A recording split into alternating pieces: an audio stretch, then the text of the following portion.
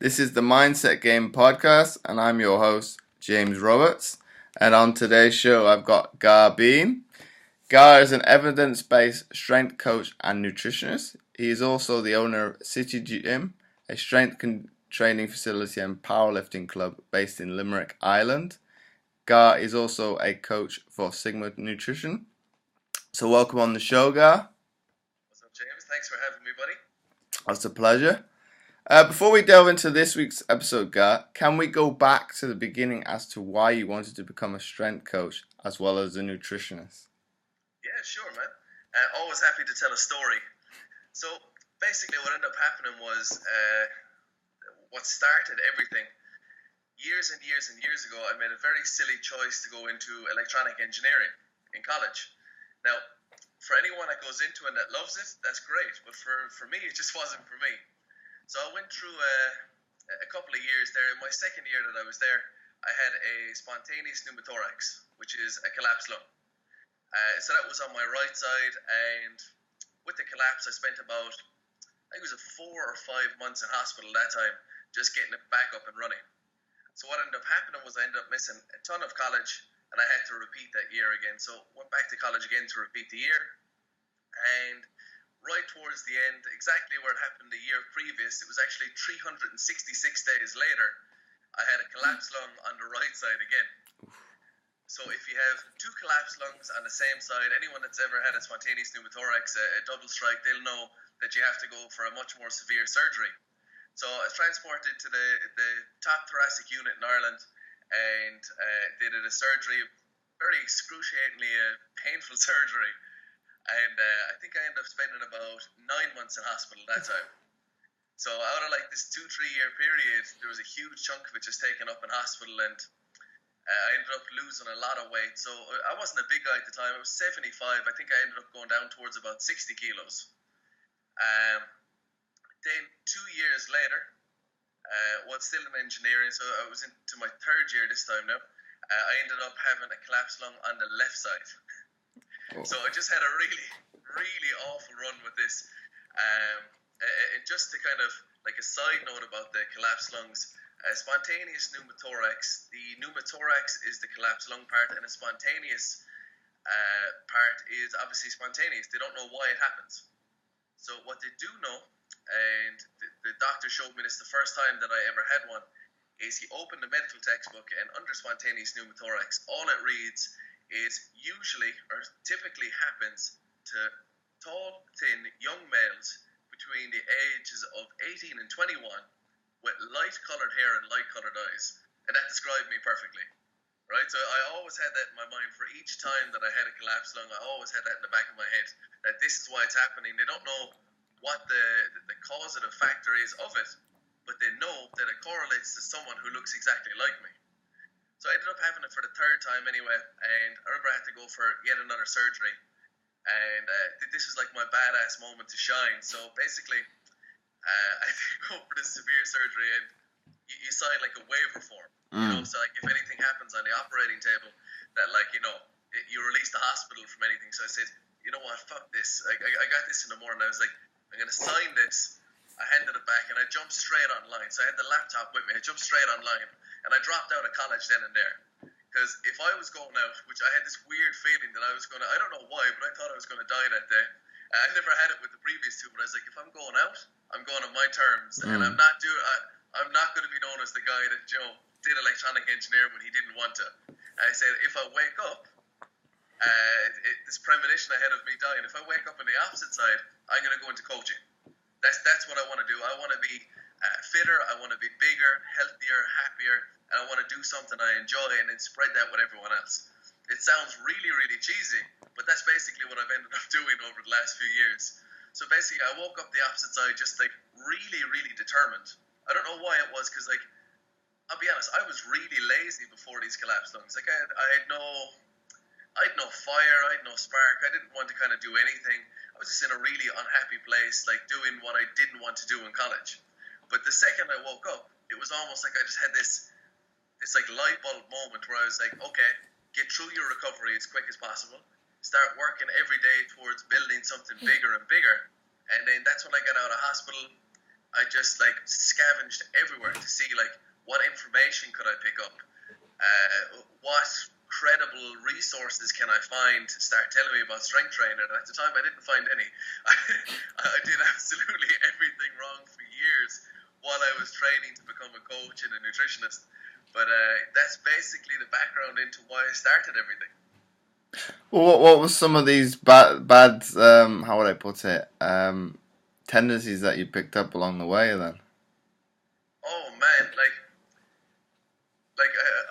Are you familiar with Greg Knuckles by any chance? Yep. Strength coach. Yeah, Greg is the man. So I like a saying. First of all, I'm gonna bring this in before I go back. Like Greg's, the best saying I ever heard him say was, "You're not an expert until you've done everything wrong." So I'm not an expert by any means, but god damn it, I must be close by how much I did wrong. Like I just did absolutely like when I started, I was thinking, okay, I came out of hospital the third time at 47 kilos, so I was like under 7 stone, like just nothing of me there. So I was like, okay, if collapsed lungs happen to people who are tall and thin, I gotta get jacked. Like I gotta get huge. And like in my mind, I thought that was perfectly achievable within like 6 or 7 months. I don't know what I was thinking at the time. Now, it's like been 7 years, and I'm 90 kilos. So like in the 7 years, I've nearly doubled my weight. I'm like really happy with that. But like I had this idea from like reading different resources online, and I won't name anything because I don't want to knock anything. But like I thought that I could get absolutely like huge within like 6 or 7 months by doing like 3x10 on everything, or you know, like this the stereotypical stuff that you'd read into. Oh yeah, just do 3x10 and add 10 kilos a week to each lift and you'll be grand within like 6 months. You'll be huge. It doesn't work like that. Like especially as you come out of hospital, my right shoulder was basically like stuck in place. So just I know for those who watch it on video now, they'll be able to see what I'm doing with my shoulder, but if anyone can imagine what they have to do for the tubes that go into the lung, is they have to internally rotate the right shoulder, and you have to keep it in this position for months because the tube will actually go in under the tricep. So it'll go in through the rib cage and into the lung. So you're basically stuck with your shoulder frozen for months upon months at a time. So basically when I came out, I couldn't even bring my shoulder back to its original position. So I think like after I ended up with tons of injuries because I did everything wrong, then I started learning about like, okay, well, why am I getting hurt? Because I have no idea what technique is, you know. So then I started studying like different resources with technique and like how should you lift something? What's a bar path? How should the bar move as you lift it? And then the more I learned about technique, the stronger I got. So then I started learning about strength training. You know, it just all kind of one into the other, just kept knocking into there like a domino effect, and just literally just soaked up everything I could. But you bring up a good point there, Gar, with technique. But then shouldn't you? There is a certain aspect that you should follow that path when you're doing lifts. Well, we say squatting and deadlift would probably be a big one. But shouldn't most people also take into account their anatomy, so they're gonna get into a different position and not always look at it? I need to follow this like a textbook. Oh yeah, for sure. No, so basically what you're saying is like you shouldn't be over pedantic about looking exactly like a textbook, yeah? Yeah. Yeah. So like then even if you just take into account some really, really simple factors with people, like you kind of look at textbook stuff and you're kind of like, okay, that is how something should move, but then each individual has like their own limb lengths, different ratios of limb to limb. So basically like it should look like this, but not for everyone.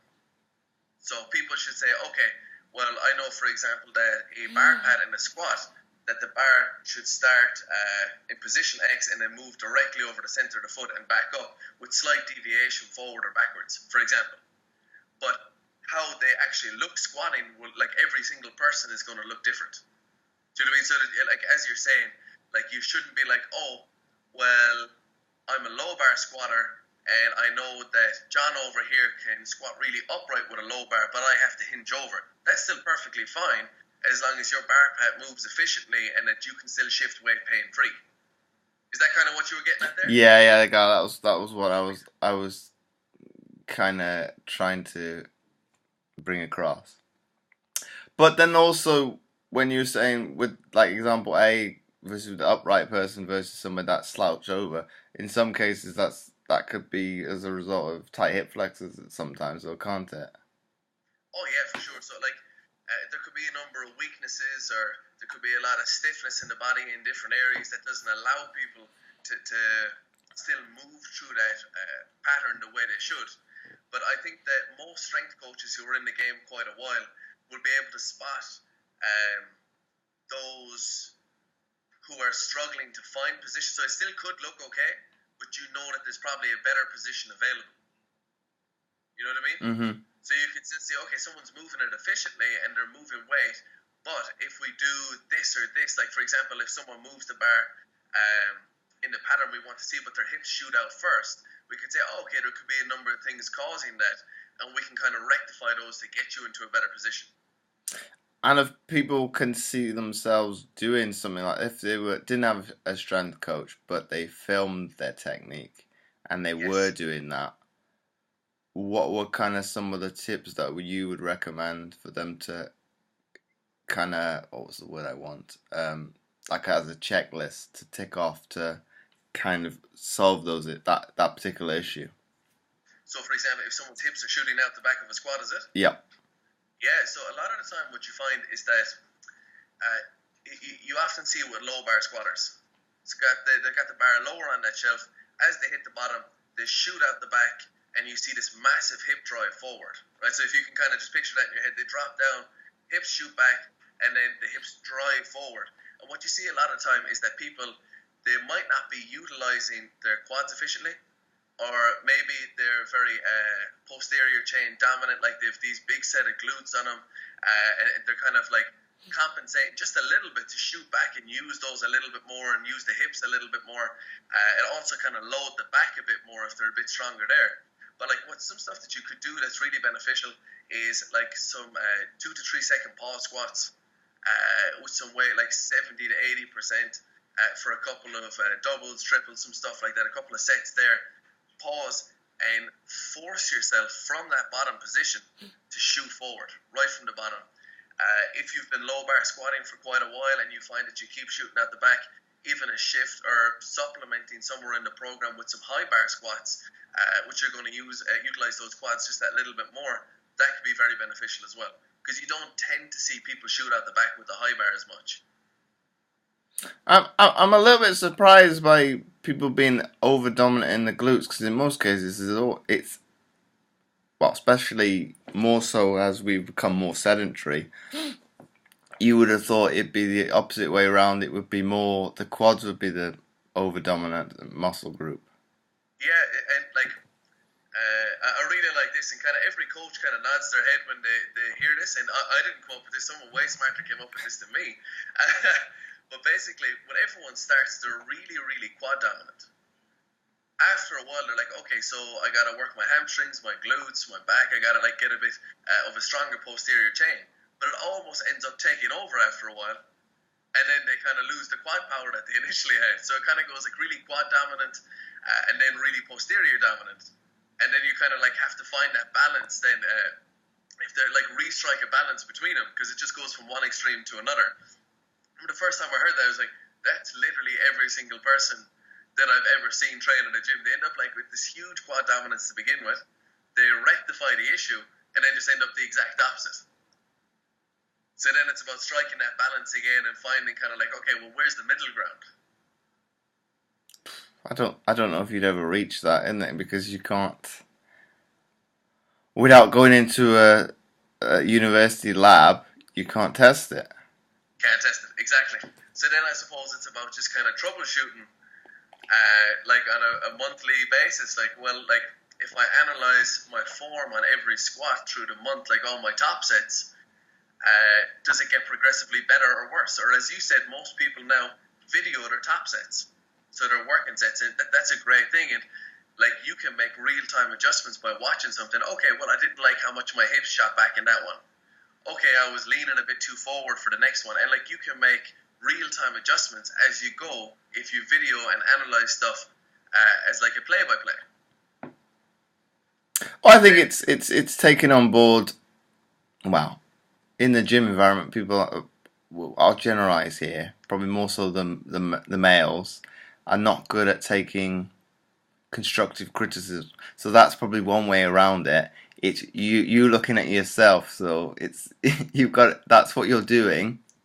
There's no way around. There's no two ways around it. You can't say, "Well, I don't feel like I'm doing that." It's the proof is in the pudding. It's you can't change the video evidence. Yeah, exactly. When you look at that, there's no hiding. You know, if you see it yourself, and like, you have to be able to call yourself on your own shit as well. Like, you know, like if you see that, you have to say, okay, I messed up. I'm going to rectify that the next time. But that's also a good point that you bring up, is that like you should probably have some like educated training partners with you that you can trust. You know what I mean? So like, you just for a second and third opinion and stuff as well. Like, that's always helpful. Someone that you can trust, they can look at the stuff for you and go, well, like, you can look at your own video, but like, I'd suggest this and this. And like, even from having our own gym here, like City Gym, we in the last couple of months, what we've done is the powerlifting team now all train at the exact same time. So basically, we found a common ground of it, because like, we're open for a certain amount of the day for open sessions. So we had the whole team coming in spread out over like 5-6 hours. But now we've narrowed it down to 2.5-3 hour window, and everyone comes in within that. But the rate at which people are progressing now is just phenomenal. So like, the more people are in together, also I'd say there's some really good healthy competition there. Like, if you see someone else in your weight category pushing bigger weights, you're going to be like, okay, well, I got to up my game. And then also you got like educated people who are pushing you on, so it's a win-win for everyone. But then, Gar, when you say people that are knowledgeable within their field, what would you constitute that? Because anybody could say, this has worked for me in the past, why don't you do this? And in most cases, that's probably not the right way of going about things. Yeah, no, that's a great question, man. It's actually a small piece that I'm writing for Sigma at the moment, as well as like what constitutes as a good coach or an educated coach. And like, it's really hard to kind of put into words, because like the way I'm opening the article is, people will say, this isn't to discredit everyone now with some like Insta fame or something like that, or some YouTube fame, but like, a lot of the times people will just associate a big following with, okay, that's right. You know, if someone has like 20,000 followers, they must be right. You know what I mean? And like, I can see where people are coming from. I can see like how you could be misled to believe that, and I was there. Like, as I talked about some of the mistakes I've made when I started training, I was following people, and everything was wrong. You know, but like, it worked for them, but that doesn't mean it should work for me. So it was right for them, but not for me. So then, kind of like, what constitutes as a good coach will probably be someone who's got the education behind them. They've got the application. So like, anything that they've learned about, they can both apply to themselves and also to other people. Do you know what I mean? So if they can both apply it to themselves and others, and they've got good results with numerous amounts of people, and they have the education and research to back stuff, to me, I think that's a well-rounded person, and someone that you could trust. And I suppose the opposite way to look at it is that if something does go wrong, that they can kind of admit fault and kind of go, okay, well, that was wrong, but it was probably because of these factors, but we could try this instead. Do you know what I mean? Well, I'm probably a proponent of trying it first. In most cases, I won't.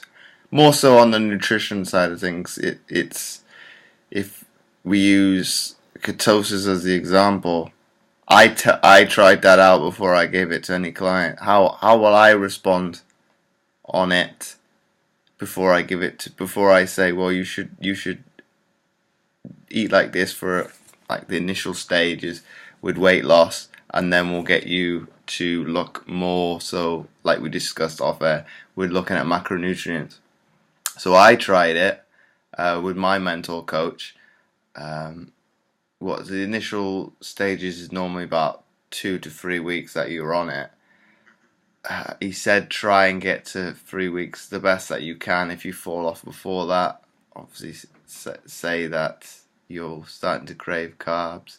So I can see the markers with my clients now when they're struggling. You can kind of see it in, or I think some more than others, or kind of deviate and say, and they kind of feel bad that they've kind of gone off. It's like, well, no, that's the time. That's when you want to eat it and you have done it. That's your body telling you, I've had enough of this. I don't like it. I'm done with this.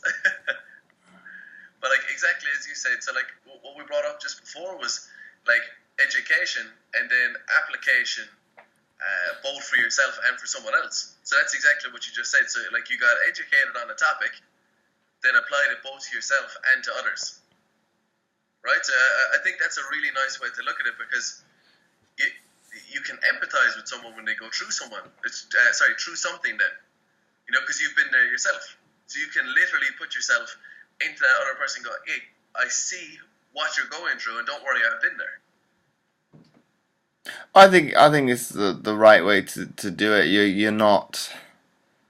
You hear these, I won't say they're horror stories, but they're not great applications to the industry as to, oh, my coach gave me this program, but they didn't take into account my limitations. Where you're thinking, that's the coach being a little bit, I won't knock him as a person, but being quite narrow-minded. Okay, that's how you train, but that might not work for, like you were saying earlier with the knowledge. It probably won't work for, well, we'll generalize and say maybe 50% of your population that you may work with. Mm-hmm. Exactly. But I think, which is probably a more concerning one, is probably a lot of the industry does work like that. Unfortunately, that's kind of the way the industry is going at the moment. Is like, okay, well, I got results and 2 other people got results from this, so I'm going to like blanket it across the next 100 people that come my way, and without kind of looking at the real roots of why something worked and taking the principles, they're looking at the methods of something instead. Do you know what I mean? So this method worked, but you're not taking the principles from it. So like as we talked about, like with like low carb diets and stuff, like you brought up a popular low carb diet off air, and you were saying like that people find it particularly good for weight loss.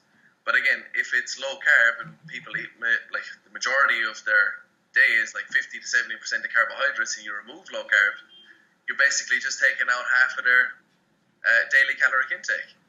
So like, of course, they're going to start losing weight. But then at what point does that start reversing? Because you've missed the overall principle of something being the reduction in calories, and we've blamed carbohydrates instead. So then at some stage you're going to go, Jesus, I'd love some carbohydrates. So they start eating carbohydrates and they, oh, this is bad, and then they start ballooning back up. Whereas if you say, okay, well, if you do take in, for example, 3,000 calories a day, we can leave carbohydrates in there. We could bring you down to 2,500 a day and see how that works.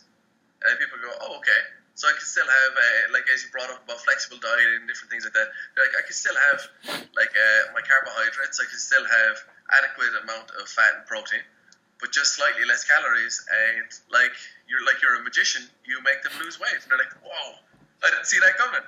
You're like, I did. But I think it's for the individual that's going on that well, we use quote unquote diet or weight loss regime. It's probably giving them that knowledge as to, if we do this, we educate you as so you can kind of track it yourself, and you can kind of you learn what this is what the coach is actually doing, and I can kind of implement a habitual change as opposed to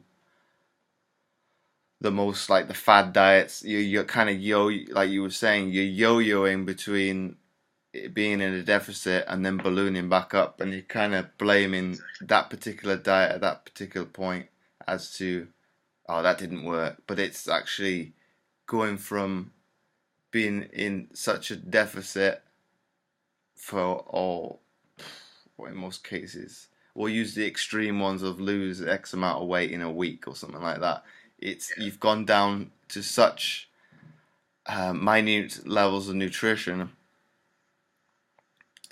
In probably most cases, because you're taking out a food group, is probably not the way to go long term because of all the other health risks, and that's probably like a different topic altogether. But once you go back on, and in some cases, probably the one we probably didn't touch upon was because you're. What was I going to say? I lost my train of thought then. I'll come back to it. Hopefully it comes back to me. But what was I going to say? I'll have to come back to it. I can't think of it. But it was... Where was I going on? We'll come back to it. I think you're going kind of towards education for the client. And like, I really... If that's the area you were going to... Like, that's a really popular area because, like... it's funny, when someone goes on a Skype call to see if they want to join Sigma, the Sigma Nutrition program, I think I give a wicked sales pitch. And the reason I do that is because like anyone can use this and see how effective it is. Is like I tell someone like I'm going to take you in and I'm going to educate you on nutrition. Like you will get the result in the process, but I want to get you out of the program as quick as possible. And people are kind of like shocked by that. They're like, I don't understand why you'd want to get me out as quick as possible. But if you tell someone, I'm going to be blatantly honest with you here. If you come to me, you first of all get the result that you wanted, and second of all, learn how to sustain and change your nutrition to suit whatever scenarios you might end up in for the rest of your life. You're going to go and tell 5 of your closest friends, what a great job I did. And then the person starts laughing. They're like, yeah, it's so true. And the funny thing is, it's so true. As in, when you release someone from the program, you say to them, like, there's literally nothing more I can do for you. You're making your own changes on a weekly basis because you know what to do. We're going to call it a day. It's like, I feel like I'm robbing you at this stage. And they go, but what you said to me day one is that I'm going to go tell the five of my closest friends about you, and I am. So then you just see, 5 new application forms come in because people are like, okay, that's something I can believe in. It's not just an 8-week straight program or a 12-week to summer bod program. It's, okay, come here for X amount of time until you learn something. Once you're educated on it, go. And if you ever need to come back, we're always here.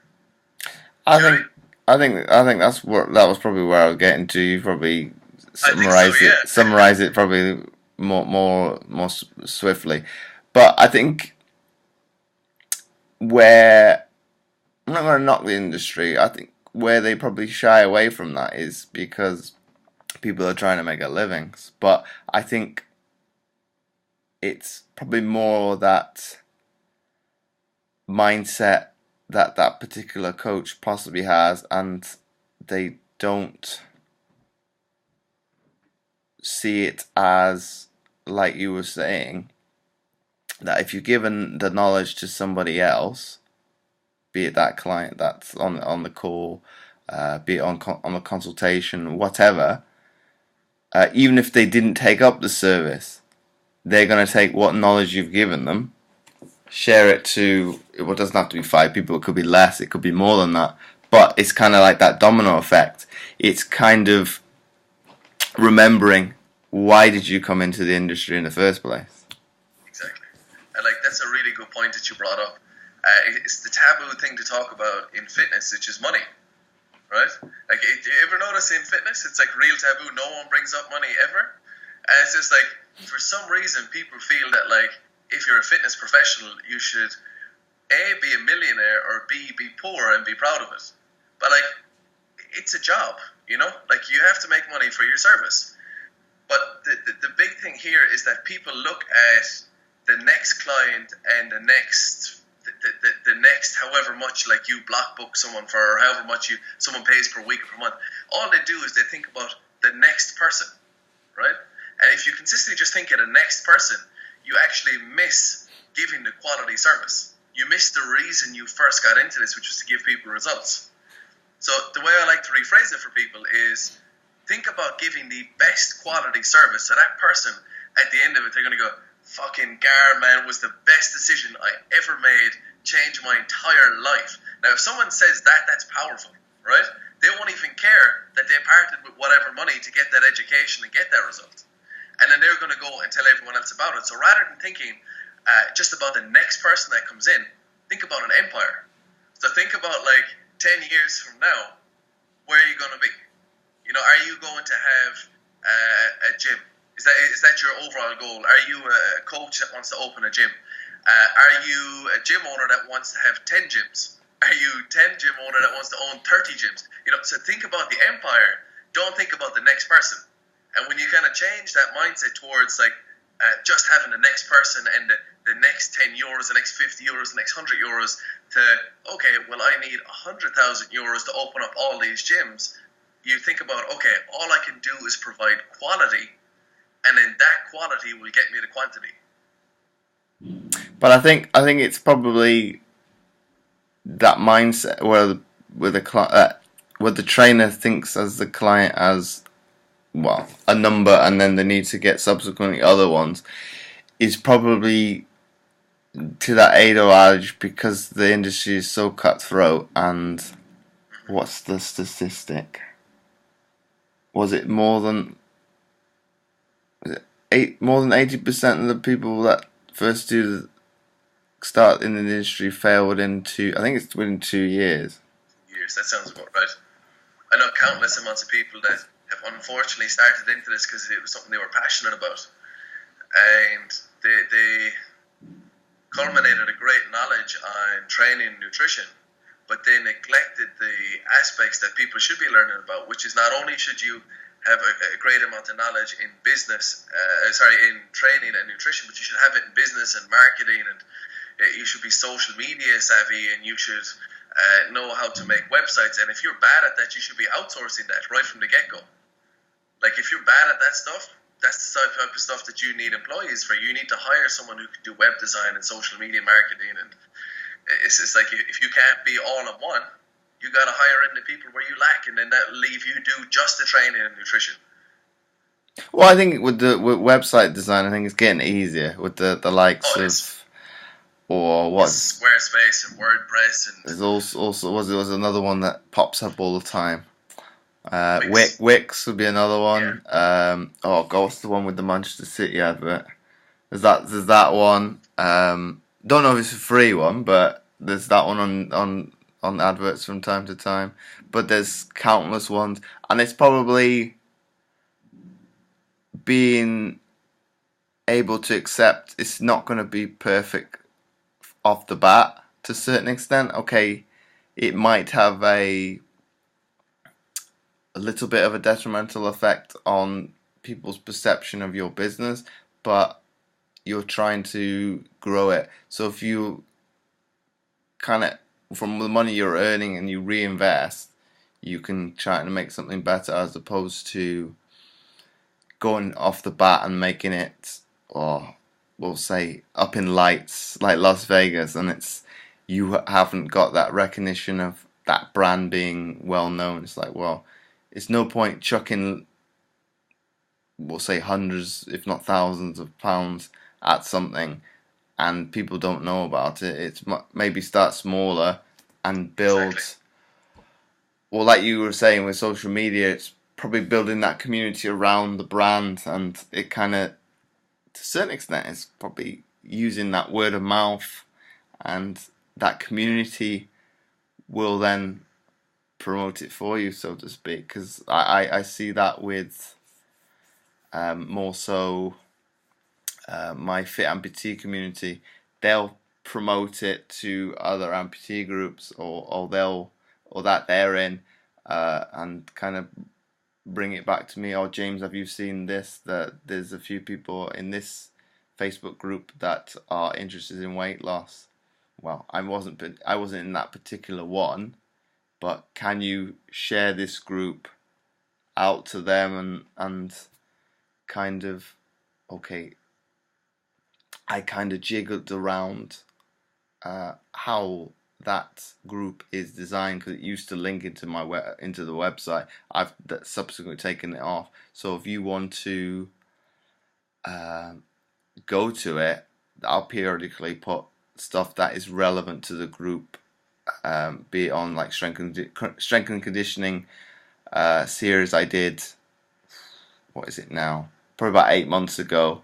That the newer ones may not have seen or not been able to find it on the internet, and I'll put that up. And obviously, if you want to read about that, you'll go to my website and subsequently find more about me. Well, if you can then ask, because you're in that group, you can ask me, so to speak, face-to-face questions. You don't have to kind of beat around the bush and go through the website, contact me by email. You're gonna get with probably a Facebook one, you're gonna get a quicker answer than email, because it might be a case with email, oh, I've seen it, but I've got to kind of juggle other things. Generally, in most cases, you're probably the same. Your turnaround for emails would probably be about 24 hours to 48. So you're not gonna be as quick.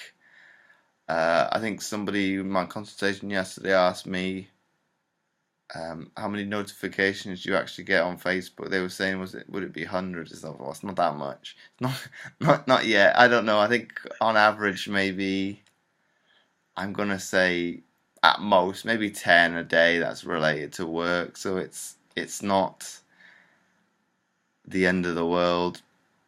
It might be a question I can't answer, so it'll be.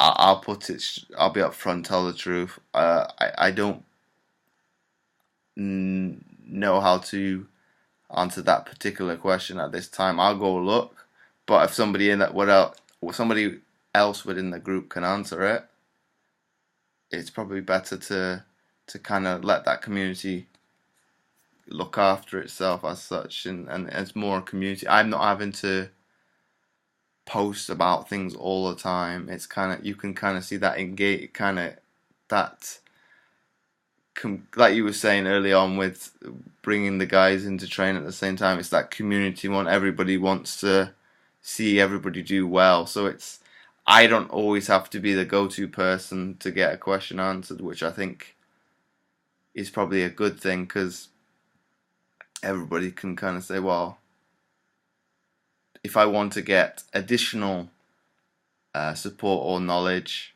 on a specific topic, I could maybe tag James in it as well, into the question. Well, what's your take on this? Is what somebody else, if I hadn't obviously seen like the thread feed of answers, and you could possibly have, well, what's your take on that? Or, well, I was saying to the one I was speaking to yesterday, well, there's actually two other trainers that are actually in that group as well. So you don't actually you don't have to ask me as well. There's my mentors in there just to more for accountability to keep me on track to, well, you should maybe try and do this to get more engagement. But are you saying, well, that one is traction, you're getting more traction with that one. Okay, there's another group that is for like more generalized for both able-bodied and disabled, which is related to this podcast.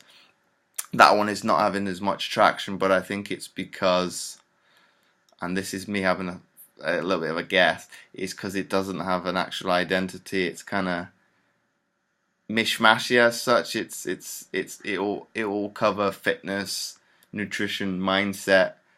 But is it because some people are interested in one avenue of it that you're not having the engagement?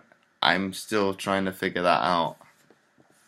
It's not quite in a niche. I'd say that. And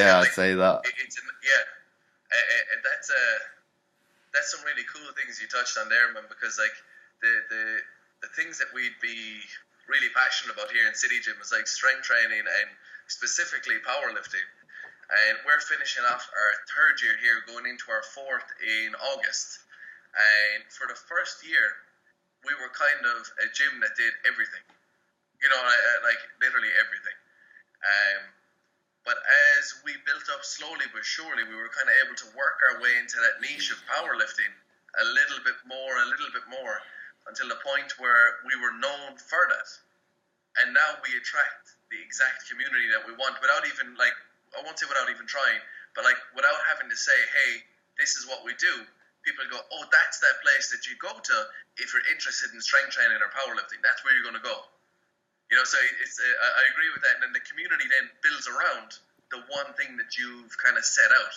So I can totally relate to what you're talking about, that when you narrow in on something that little bit more, the people that you're trying to attract, it becomes a lot easier to meet those people. I'd probably say in the long run, probably maybe focus on the mindset, because obviously the podcast is called Mindset Game. Yeah. But one guest would touch upon it. She was saying, well, it came out yesterday, the actual episode with Emma Baker, as we're recording this, because it might take with editing, it might take a bit longer to come out. But she was saying it gives an insight for the listener to kind of see how the guest actually operates in their mindset, how they've got from A to B in their particular fitness journey, be it fitness professional, sports person. Who else have I interviewed? I could decide from the academia, why did they get into, in most cases, I think the ones I've touched upon today have been sports psychologists, and why did they get into that route into academia from that. So you can kind of, she was saying, you probably could take something, everybody could take something from, it doesn't have to be that particular episode, but you could take something from any bit of the actual podcast itself, because there might be something that resonates with you, but then in some other cases it might not do. But if you share it, there might be somebody within your community that would benefit from it. So it's kind of with it, like you were saying with off air about Danny Lennon's show. Early days, he had some troubles getting it off the ground. As such, I have not had anything as bad as that yet, and hopefully I never do. With not having when he's going up to trying to upload it, there was no internet access. I've had it, but then it was to do a call, so that one was I lost. But it wasn't just my internet; it was some part, not the whole town, but a section of the town had lost internet access and phone because the BT what would it be? BT lines went down? Not the line, the actual exchange. Something go wrong with it. So my household wasn't as bad because we only lost the internet, but you heard stories of people losing the telephone and the internet. So you're thinking, well, it's not a big deal nowadays because in most cases most people have mobile phones, so you've still got access to the outside world with your data roaming. So you still have the internet for the youngsters that probably can't survive without it, and things like that. But it's like you were saying, it's probably it's definitely more probably for the fitness professionals. It is finding that niche. It's trying to not probably be so broad with what you want to focus on, because I touched upon this with the interview I did yesterday with the Fitness Network, and they asked me for my, what would it been? Either the top 3 or the top 5 tips you would do to grow a business. And one I said, well, obviously the niche would be one. What other one did I raise? You need to probably grow that community now, more so now, because social media is a massive part of society. So it's you need to have that presence as such. It's probably a difficult one for me because you want a little bit of, well, obviously just generalized to me, you want to have that, how would I put it, arm's length approach to some extent. You want, well, that's my business and the people I want to associate with, but let me have my own space that you can't see my inner sanctuary, like inner circle. So it's the one. It's quite difficult. You want to grow the business, but you need to be able to do that as well. So it's a little bit of a compromise as such. It's, you want to show that you are a real human being as well, but also show that you've got that knowledge behind you to kind of probably stand you out from the crowd. So it's a difficult one. I'm probably, well, I won't say a luxury, because if I had a gold medal, it'd probably help even more to be able to promote it, because you would already, to some degree, be in that media presence. Okay, it would be very much sport specific. Okay, the likes of what we use for Olympic and Paralympic sports, say track and field, swimming, you'd be more in the spotlight, so it'd be a little bit more so. I think the ones that have gained notoriety now have got like charisma and quite a character about them.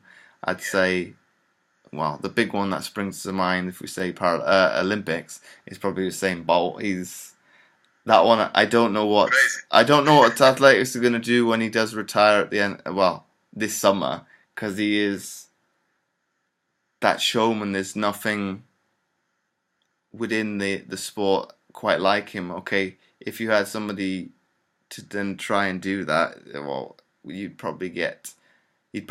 person would probably get knocked to some degree. Oh, you're just trying to copy that what Hussein used to do. It's like, well, but then sprinters are like that anyway. They're quite, well, you probably could say egotistical a little bit, because they're quite up themselves to start with. It's, I don't know if you'd have that in powerlifting at all, or a little bit. Any characters like that? A little bit. Like powerlifting is weird, man. Like it's really really weird. Like everyone is extremely supportive. That's why I actually find it so weird. It's the only sport that I actually know of that where your closest competitor, when you go to lift, they'll cheer you on. Like, you don't really see that in other sports. Like, you don't see opposing sides in football, for example. You go on, yeah, fucking score. You know, they're going to hope, no matter what, that you miss. But in powerlifting, it's really weird. You'd see the guy who's closest to you screaming for you to get the lift. It's a really weird, supportive community. And in terms of, like, arrogance and egos, there's a few, but not that much, to be honest. But like, then there's... It's a really humble sport overall. But then does that come back to the person's overall character, so to speak? That's how they are anyway. It wouldn't matter if they were in the sport or not. Yeah, actually, I'd agree with you in that. Like, we've had the luxury of running a lot of seminars with world record holders, like in City Gym here, and to be honest, it's really weird that the guys who are at the very, very top are probably the most humble. And I'm not sure, like, as you're saying, like, I assume that that's how they'd be regardless of what they do in life. Or maybe it's because that they've accomplished so much that they're just so sure of themselves. Like, they don't need to compensate in any way, shape, or form. They're just happy with who they are and what they've done. And that they know when they put their head down to work for whatever comp is next or whatever task is next, that they know that they'll achieve it. You know, so there's no like arrogance involved. It's just a surety of oneself. Like they know wholeheartedly, no matter what they put themselves into, that they're going to accomplish it. But I think you raised a good point there, Gar. I think Emma was saying there's a difference between how people perceive confidence as opposed to arrogance and a bit of ego. You're thinking, well, I think you could generalize that to the general populace, But I think within the sporting aspect, I think you're going to fall along the spectrum. In some cases, some athletes are going to be obviously the confident type. Some are going to be very ego driven. But I think in most cases, people will fall along that spectrum. Yeah, like I don't know if you've noticed this about different sports, but as we said, those with some big egos, but like some people who are arrogant, right? If you're completely arrogant in sport or in business or anything, like if you show that level of arrogance when you win, a defeat can almost break you. Do you know what I mean? Because like not only have you lost at whatever you've set out to achieve, but now you've also bruised your ego. Like bruising someone's ego is probably worse than any loss in any sport or anything like that, because you've kind of shown yourself up. But whereas if you're humble both in victory and defeat, then you can kind of continue on the same path towards whatever greatness that you're trying to achieve. But I think the ones that get themselves broken, I think in some cases it's the perception somebody has of them that they're arrogant. They might not be quote unquote like that. You could say, well, with me, over the years of being an athlete, I was probably, how would I term it, self-centered a little bit. I didn't think about what impact some of the decisions I made along the way would impact on other people. But how did I put this? What he was saying, it was, I can't remember what it was related to, but the one I had with Brendan Cropley yesterday, we brought that topic up in terms of how sports people perceive, what was the word he used? But I kind of termed it as single-mindedness. I can't remember what the other word would be, but it's that, I can't remember what context it would be in, but athletes look at it as a positive as opposed to the outside world would look at it as a negative, that you are, it's very much tunnel vision. But then I could, with the example I gave just before, you could look at it as a negative as well. But what impact are you having on your friends, your family, in the grander scheme of things? Well, I probably didn't think of that, but then that was me as, in my late teens, early 20s. I was not happy with my performance, or happy with the situation, so I want to blow off some steam. That's why I don't want to come speak with the family. Okay, over the time of the career, I got better at that. It's like, I think my mom and dad are probably more understanding that that's how I was. I need to blow off some steam. I need some space sometimes, or I don't want to speak to you before a competition. That's just how I am. I'm not one of those individuals that could go like switch. It's like an on switch, or I'll just I can do it more now. It's people are probably shocked. How can you go from messing around, like chatting, but a little bit of banter with somebody, to then compete against them? But that's not difficult. It's like on or off switch. That's friend mode. Now it's time to go. But I think with the family, the extended family, probably because they weren't around with me 24/7 growing up, they probably didn't understand that, and then in some cases they didn't want me to pursue sport as a career and wanted to perceive it more as a hobby, like it was.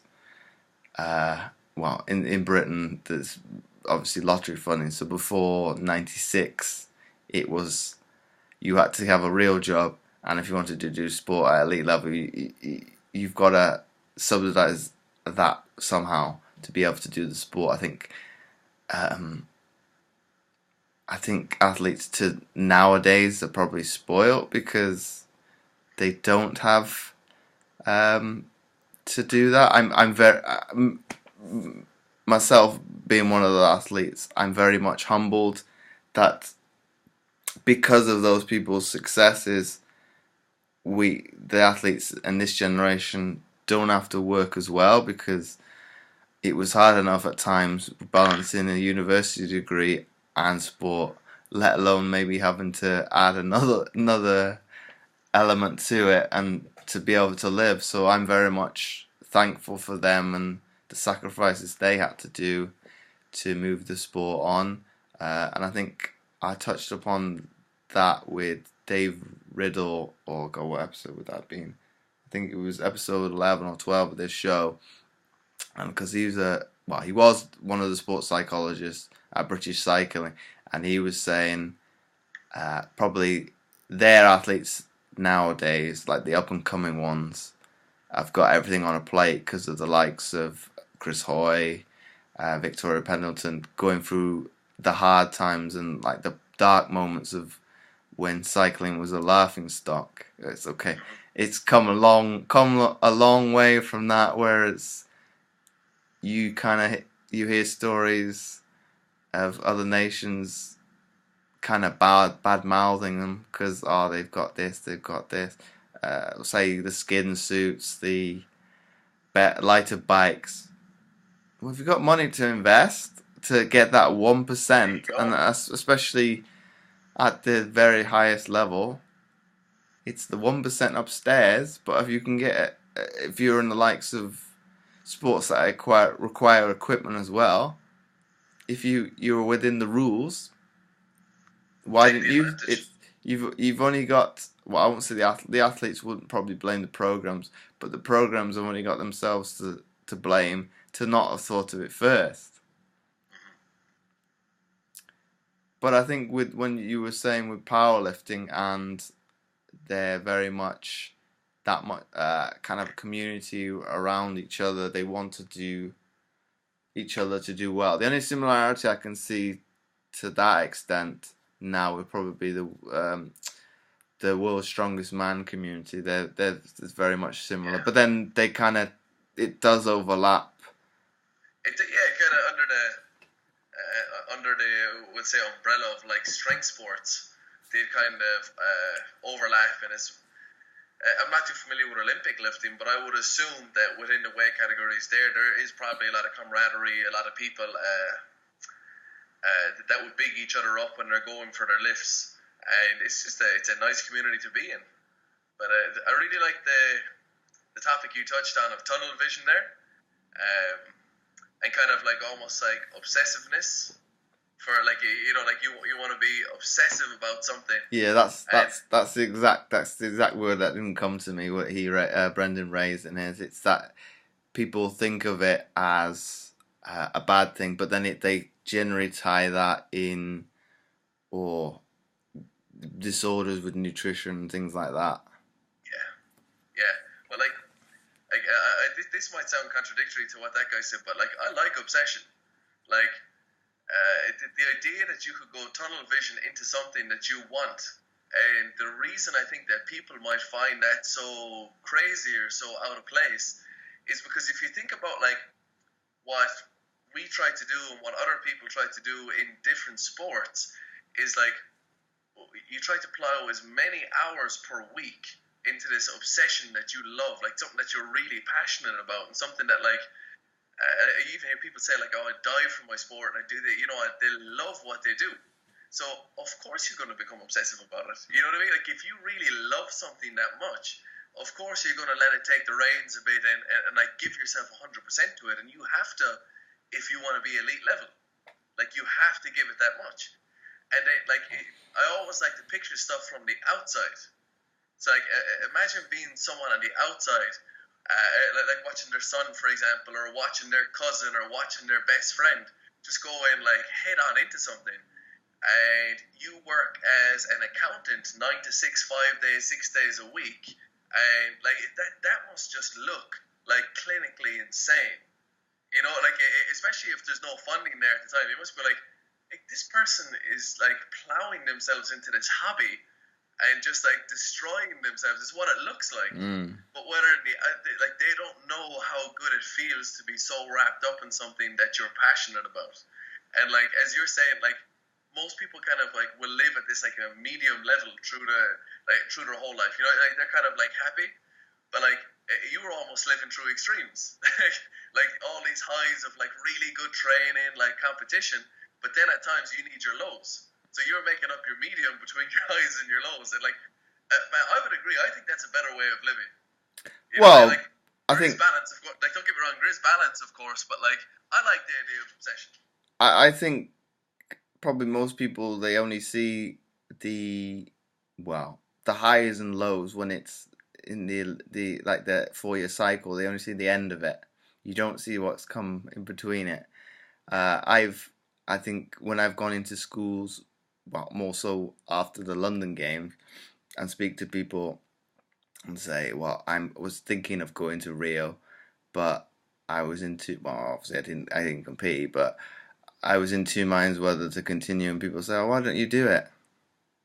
And these would be like, these are teenagers, like, okay, I'll set you a little challenge. I will do the training if you do it with me. You don't know what's coming. I've done two cycles. I know the highs and lows, so it's like they did agree. Okay, I didn't do any of it, but I was joking. I know exactly what would constitute training. I know there's going to be bad times. I know there's going to be good times.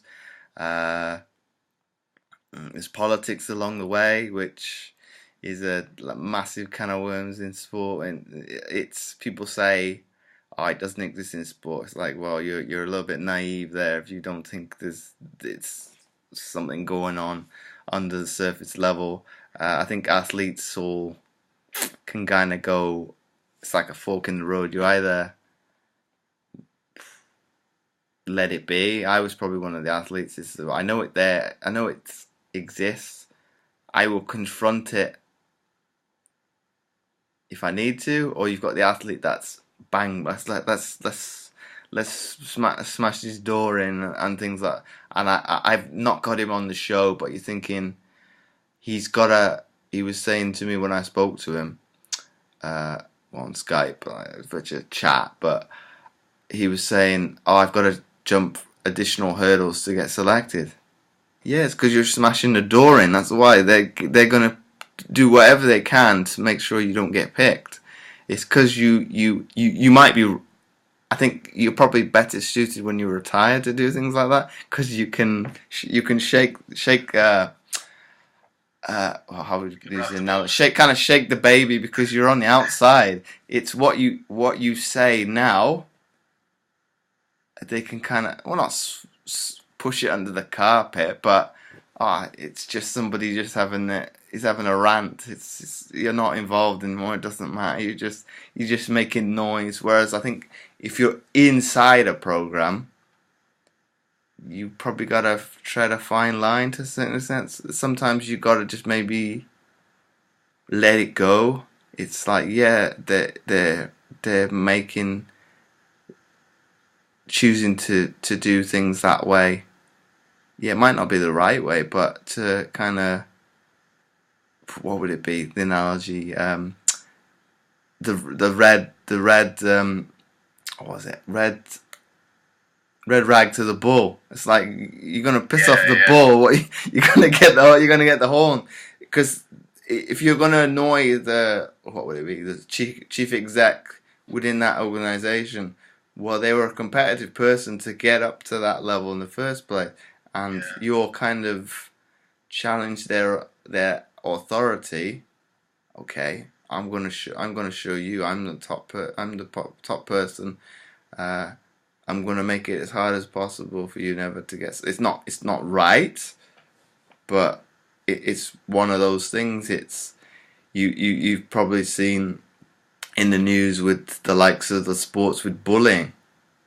Wow, I had it to some degree, but you kind of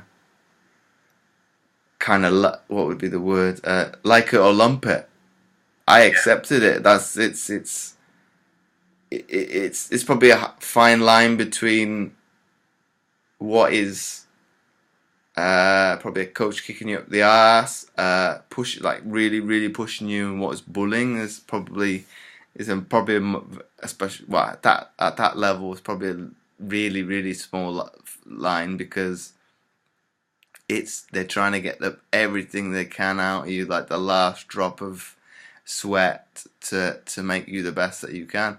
And at times, I probably use this good one analogy for people. If I didn't like what I heard, it's probably not a good one to always use, but it be in one ear and out the other. It's like, well, I'm listening to what you're saying, but if I don't agree with it, it's going straight out the other one. It's probably, I wouldn't say for everybody to take that on board, but it might be a way for you to kind of deal with that situation. It's like, well, I'm getting heavily criticized, and they might not be 100% right, but that's maybe one way you can take into some context. Well, I'll take on board the critical criticism, but let some of that, obviously, frustration kind of seep out of you, and you're not then over-analyzing what they've said to you, and you break it down even to more, and and being hard on yourself, and kind of going into that probably a little bit of a mental spiral. It's kind of like a trade-off, right? Like, so you're in this situation here, and if you do nothing, the other party will kind of stay quiet. You know, like they're saying something to you, but if you do nothing, they'll kind of stay quiet afterwards. But if you decide to rustle some jimmies or to rock the boat, well, then they're gonna do this. So it's a trade-off. Is it worth biting your tongue for now to get like whatever result that's more favorable for you, or if you rock the boat, perhaps it'll be less favorable. So you kind of have to decide like pros and cons of every situation, right? Well, it's probably reflecting on in the spur of the moment as to. Yeah. Probably people, well, especially people that say outlandish things, especially on television. Have you thought about what you're going to say before you've said it? And in most cases, I had a teammate that was exactly like that, and he'd put it on social media. So you're thinking, and it'd be at times, oh no, we found it hilarious, because it'd be what's going to come up next. Okay, for him it's not great, but as teammates you're thinking, what's he gonna do next? That's gonna be. But you're thinking, okay, oh god, how old have you been? Oh, this was me like end of my career, or I'd be like late 20s. He'd be like teen. I think it's because he was a teenager, and maybe not thinking. I wasn't as bad as that in my early career, but I was fortunate I started at 16, so I think I grew up fairly quickly because of sport, because you have to. Whereas he was probably thrust upon it with it being the first one, so you kind of seeing, well, maybe I could help a little bit more with guidance, but you're thinking, well, you learn more from, like we were saying it throughout this, you learn more from your own mistakes, so it kind of helps to build a bit of character. It's character building. Well, if I take you under my wing and kind of make you bypass some of the mistakes I did, you would to some extent become me. Whereas you're not like that in the first place. So it's like, nah, you choose to do this. I won't name him because some of the things he did were quite bad, and it's not thinking at times that he was an elite athlete and doing things. You're thinking, well, you've done this. We'll say he did this, but it turned up late to training. Obviously, the coach will go back. We could say you could fuck off back to bed, because it was probably words to that effect. Because you've done this. This is why you're late. and I can't remember. It was like probably like half an hour, if not longer, late. It's like, well, it's pointless to turn up to training, and they won't be very happy with you because that is why you're late. So it's and then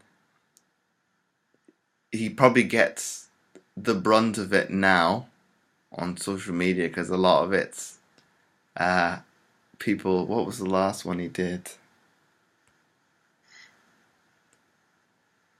But the coaches kept a copy of it, and the assistant coach put it on Facebook. The only, I think, to just the teammates to show, oh, it's the anniversary of when you did this. So it's like an inside joke for the team. But it was because where we were based at Roehampton University, it was after hours it'd be locked up because it's, well, I won't say it's a bad area of London, but it was probably the university doing it for security reasons to keep the likes of probably the computers, maybe the expensive equipment safe. But he went out late, come back, and decided to, well, we'll say this because it's funny, decided to climb this, what would it be, 2 meter high fence, and not think that there would be CCTV. You're thinking, no, but there was, if he'd have walked, I don't know, at most 10 minutes further down the road, there was another entrance, what was manned, and he could have walked straight through, and it would be, and just take a little, it might take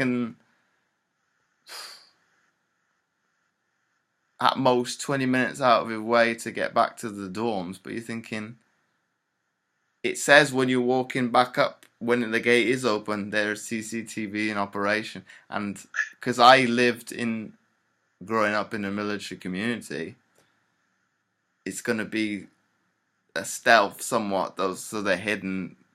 But I could see him. It's like, well, that's where that is. And kind of cut the long story straight. That footage was then emailed to the head coach. Brilliant. And he brought it up in one of our meetings and said, "Oh, Justin, what were you doing at this time on such and such a date?" And it had the timestamp and all sorts. You're thinking, oh Jesus! You're thinking, oh, you're not, because we were the ones who were living there were saying, why didn't you just go that way and just take a bit longer? And well, possibly they would have caught him on CCTV, but somebody climbing over the fence, they're going to raise flags. He's a double amputee, so they're going to find out, well, who's this person and what do they do? And obviously it went to, but then what ramification could that have had on the program? It could have been something quite, I won't say disastrous, but if it would have been a high profile, or if you used a footballer, that would be in headline news. Yeah. So it's looking into what action. It's a bit like that equation. Each action has an opposite reaction. So, well, thinking, well, if I do this, what will be the outcome? But then I think most people, probably because of social media, don't think of that outcome. I'll put this out, and I think a lot of times people get up in arms. Oh, this person's slating me because I put this on social media. Yeah, what did you expect?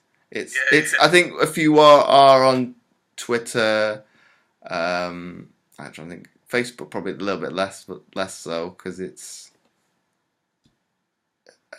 in most cases you can kind of confine who it goes out to.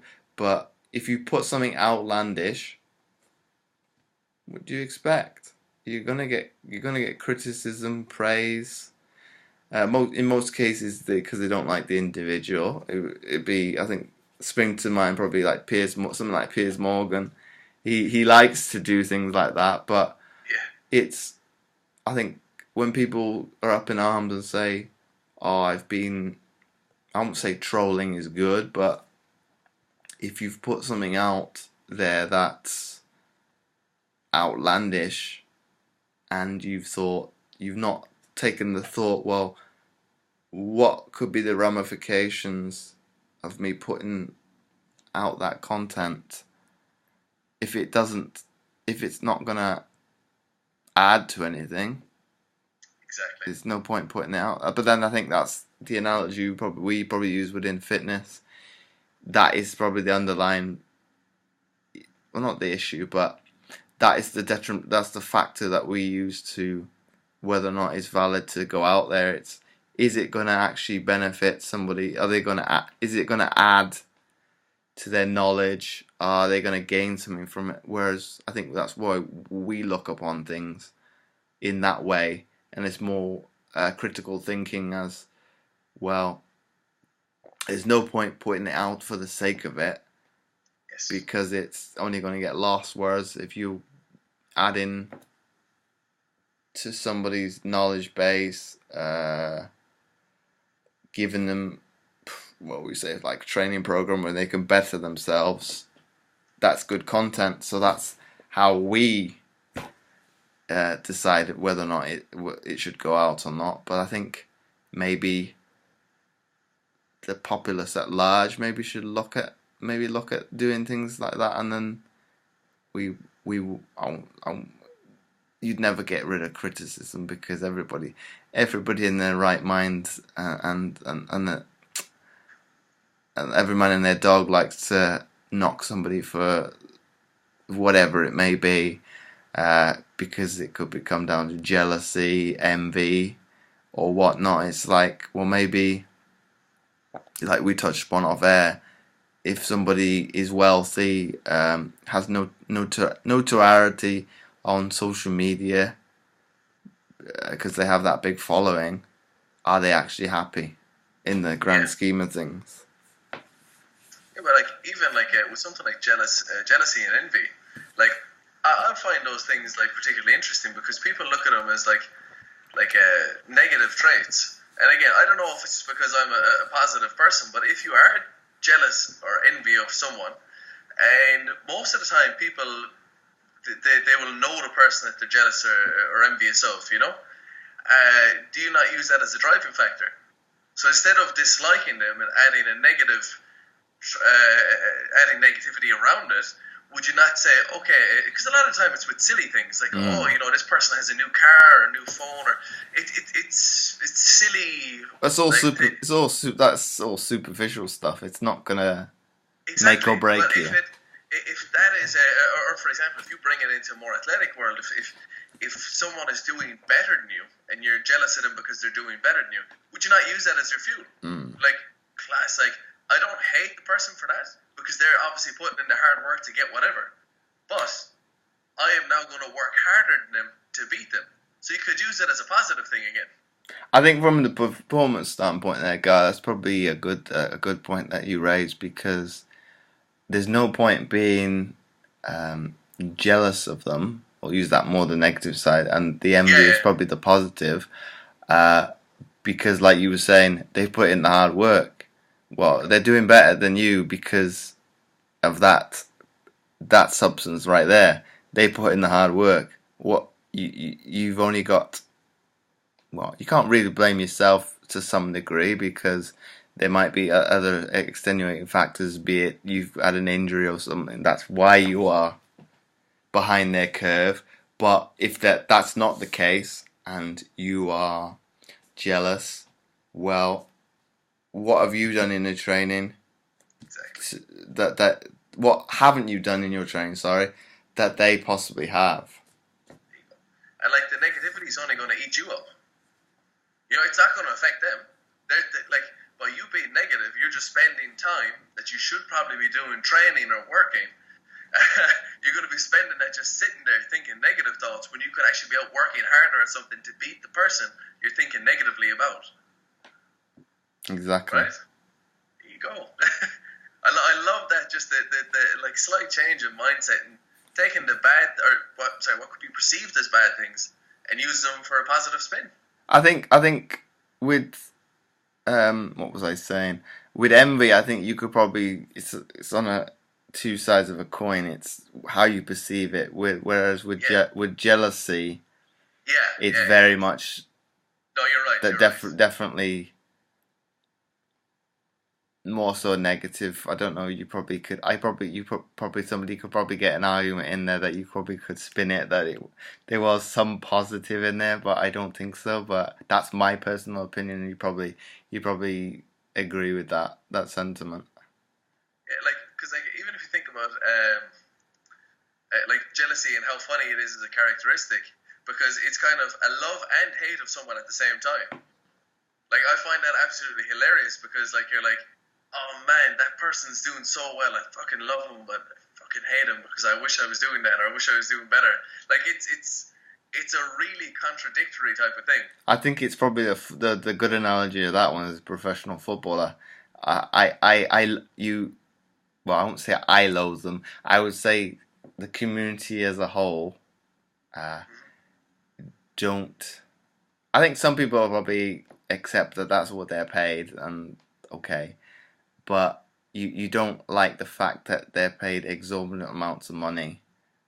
But if you were in their shoes, and I can't remember where I read that the other day, um, you wouldn't think it, you wouldn't bat an eyelid. You wouldn't, and like man, when it comes to footballers' wages, like the way I'd like to look at that is kind of like how you described the cycling team a while ago. Like now that the funding is there, they get better kit, so of course they're going to take it. But exactly as you said, if you put yourself in their shoes and that's the wages that's expected for a footballer, why would you expect anything less? You know, if you're at a certain level of the industry and you know that the players of the same skill level on the same teams are paid X amount, why would you be paid any different? Well, you wouldn't want to be paid less. That's probably where that what's the word? Kind of market value, so to speak. Yeah. Well, like if you can't. If you ran in, sorry, go on. If you like you were saying, if you compared yourself to that certain position, and he's on X amount, the agents probably have like in their ear and say, "Well, I think you're better than him, so I think you should get more." Yeah. But it's one of those. It's probably been the wages have probably been what's the word? They've skyrocketed because that's how the market has gone. It's there's stupid amounts of money, but that's what if the teams want them, they have to pay stupid amounts of money to get people. You're thinking, well, it is what it is. Yeah, you they shouldn't. I think I was asked this question a few years ago, more in relation to like television coverage with the likes of football, rugby. What will be another one on television? Cricket and sports that are on more with the other one tennis, but like on a frequent basis. How does it feel from an Olympic perspective that you only get coverage every 4 years? Well, my answer to that was that's the way it is. We get it. We get the coverage. The blow up in coverage happens for 7 weeks out of every 4 years. That's how it is. That's like it is improving with the likes of the minor sports are getting more coverage. But if you looked at on the flip side of that, what was the most recently? I think cycling was on the television. It's a sport that Britain's doing well in. So I was thinking what sports that we're doing well in that are the minor sports. But then I think when the Olympics come round, it gives you an opportunity to watch a sport that you maybe not thought about watching before because it's this is intriguing. Let me catch this. I think what would be the likes. I think for me would be I'd probably watch like the intrigue of the weightlifting, and things like that, and like the different sports. I think the good one, I think, in London was you could watch it without commentary, which is quite nice for a sport. Which is quite nice for because at times I think they just put somebody in the booth and they don't know what they're on about. It's like you might as well get an ex-athlete in there, and at least they know what they're talking about. They're not just rabbiting on for the sake of it. Think, oh, this is nice. I can just watch, and you got the sounds of the crowd and the athletes themselves, which is it would be as if you were there. So I think at times that's probably a good thing. Better choice, yeah. And then people will argue. At times they just turn the sound off because they don't like the commentators, how they're portraying what's happening, or they just don't like the individual as well, because at times they're just talking absolute rubbish. It's like, well, that's not happened. What are you on about in terms of the play and things like that? But then that's just how it is. Like, I think it's to kind of summarize that point with being envious and jealous to somebody. I think it comes back to that underlying issue is just being happy in your own skin. Yeah, it really is. Just enjoying what you do and be happy in your own skin, right? So I think what we'll do, Gar, is I think we'll wrap up the podcast there. But the last question I've got for you before we call it a day is, if you had to summarize this episode in one sentence for people to take away, what would that be? If I had to summarize it in one sentence, put a positive spin on everything you can and just be sure of yourself no matter what. You're always going to win. I think that's definitely something to take away and to live by there. So once again, Gar, thanks for coming on the Mindset Game podcast. No problem, man. Thank you for having me. It's a pleasure. So thanks again. So and for everybody else, this show will be aired every week. So until next time, I'll see you guys then.